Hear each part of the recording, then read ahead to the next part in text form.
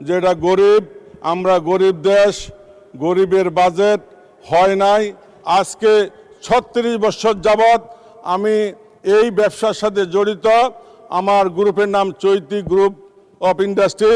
মাননীয় স্পিকার, আমাদের স্পিনিং খাত নিয়ে আমি বলতে চাই, আমাদের গত ৩৬ বছরে আমি একজন উদ্যোক্তা হিসাবে কাজ করে আসছি। মাননীয় স্পিকার, বিরোধিতার জন্য বিরোধিতা, আমাদের বিরোধী দলের মাননীয় সংসদ সদস্যরা সব সময় বলে, আজকেও একজন সকালের অধিবেশনে বলেছেন যে এটা গরিব, আমরা গরিব দেশ, গরিবের বাজেট হয় নাই।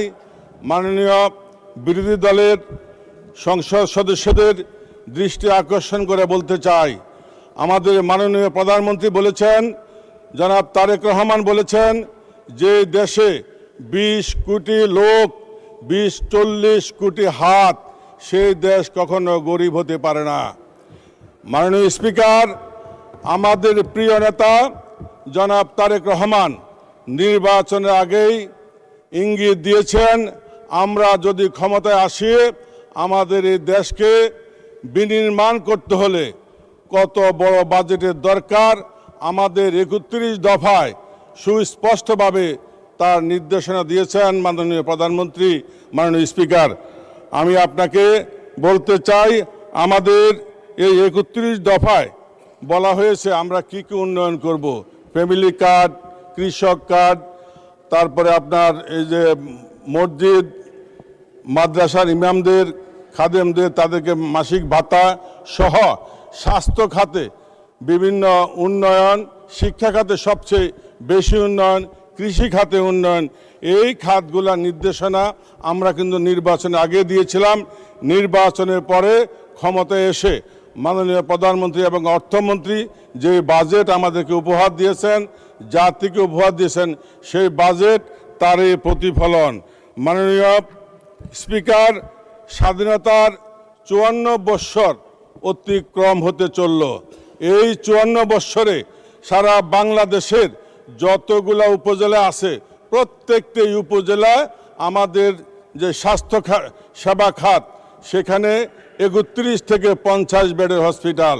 মাননীয় প্রধানমন্ত্রীর এই বাজেটের একটি ইশারায় আজকে থেকে এই বাজেট অধিবেশন শেষ হওয়ার পর থেকেই প্রত্যেক উপজেলায় স্বাস্থ্য সেবা বা স্বাস্থ্য হসপিটাল ১০১ বেডে উন্নীত হবে বলে আমাদের প্রধানমন্ত্রী ঘোষণা দিয়েছেন। মাননীয় স্পিকার, মাননীয় স্পিকার, বাংলাদেশের বৈদেশিক মুদ্রা অর্জনের সর্বপ্রথম সবচেয়ে বড় খাত, ৮০% বৈদেশিক মুদ্রা অর্জন হয় তৈরি পোশাক শিল্প খাত থেকে। সেই তৈরি পোশাক শিল্প খাত ৭০ দশকে আমাদের স্বাধীনতার ঘোষক শহীদ রাষ্ট্রপতি জিয়াউর রহমান ১৯৭৮ সালে এই দেশে ওনার হাত ধরে এই যাত্রা শুরু হয়। মাননীয় স্পিকার, ১৯৭৮ সালে $৬,৮০০ ফ্রান্সে রপ্তানি করে তার যাত্রা শুরু হয়। এই তৈরি পোশাক শিল্প খাত আজকে $৪০ বিলিয়ন রপ্তানি করে। মাননীয় স্পিকার, মাননীয় স্পিকার, আর এই খাতে ৬০ লক্ষের উপরে কর্মসংস্থান হয়েছে। আজকে আমি নিজেও এই শিল্পের একজন গর্বিত মালিক। আজকে ৩৬ বছর যাবৎ আমি এই ব্যবসার সাথে জড়িত। আমার গ্রুপের নাম চৈতি গ্রুপ অফ ইন্ডাস্ট্রি। মাননীয় স্পিকার, আমাদের স্পিনিং খাত নিয়ে আমি বলতে চাই, আমাদের গত ৩৬ বছরে আমি একজন উদ্যোক্তা হিসাবে কাজ করে আসছি। মাননীয় স্পিকার, এই কাজ করার সুবাদে, কাজের সম্মানে আমি বাংলাদেশ টেক্সটাইল মিলের সিনিয়র সহসভাপতি বর্তমানে দায়িত্বে আছি। আমি বাংলাদেশ গার্মেন্টস অ্যাসোসিয়েশন আমি সাবেক পরিচালক ছিলাম। আমি বর্তমানে সম্মিলিত পরিষদের সাধারণ সম্পাদক হিসেবে দায়িত্ব পালন করে আসছি। সেই হিসাবে বিগত ফ্যাসিস্ট সরকারের আমলে বন্ধ হয়ে যাওয়া কারখানাগুলোর মালিকদের সাথে আমার আসা যাওয়ার যোগাযোগ আছে। মালিক তাদের সাথে। জি, আপনাকে আর ২ মিনিট সময় বাড়িয়ে দেয়া হলো, দয়া করে ২ মিনিটে শেষ করবেন।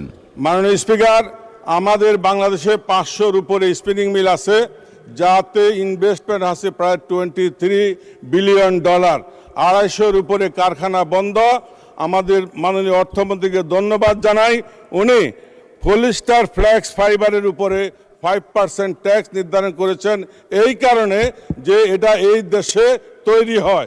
আমি বিনয়ের সহিত বলতে চাই, এই যে 500 স্পিনিং মিল যেই সুতা উৎপাদন করে, সেই সুতা বাংলাদেশের চাহিদা মিটাইয়াও বিদেশে রপ্তানি করতে পারি, কিন্তু প্রতিবেশী দেশের চাপে আমাদের উৎপাদন ব্যাহত হচ্ছে, ইন্ডাস্ট্রি বন্ধ হয়ে যাচ্ছে। আমাদেরকে এখান থেকে উদ্ধার করার জন্য আমরা চাই এই সুতার উপরে বিদেশ থেকে যেই সুতা আসবে সেই সুতার উপরে 10% শুল্ক আরোপ করার জন্য মাননীয় স্পিকার, আমি আমার লাকসাম মনোহরগঞ্জ নিয়ে কিছু বলতে চাই। মাননীয় স্পিকার, লাকসাম একটি ঐতিহ্যবাহী উপজেলা। লাকসাম নবাব ফয়জুন্নেসা ডিগ্রি কলেজ 294 একর জায়গার উপরে নবাব ফয়জুন্নেসা বাড়ি এবং ডিগ্রি কলেজ, এখান থেকে 5 একর জায়গা নিয়ে জাদুঘর করা হয়েছে। আমাদের লাকসামের এই ঐতিহ্যবাহী জমিদার বাড়ি, নবাব বাড়ি এবং এই কলেজ রক্ষা করতে হলে আমাদেরকে লাকসামে একটি বিশ্ববিদ্যালয় স্থাপন করতে হবে। মাননীয় স্পিকার, মুজাফরগঞ্জ ইউনিয়ন একটি ঘনবসতি এবং যোগাযোগের বিশাল ব্যবস্থা। এই মুজাফরগঞ্জকে পৌরসভায় রূপান্তরিত করার জন্য আমাদের জোর দাবি জানাচ্ছি। মাননীয় speaker, Laksam pilot girls high স্কুলকে সরকারিকরণের জন্য আমি বিনীত অনুরোধ জানাচ্ছি মাননীয় স্পিকার, এবং মনোহরগঞ্জে এবং লাকসামে স্বতন্ত্র 2টি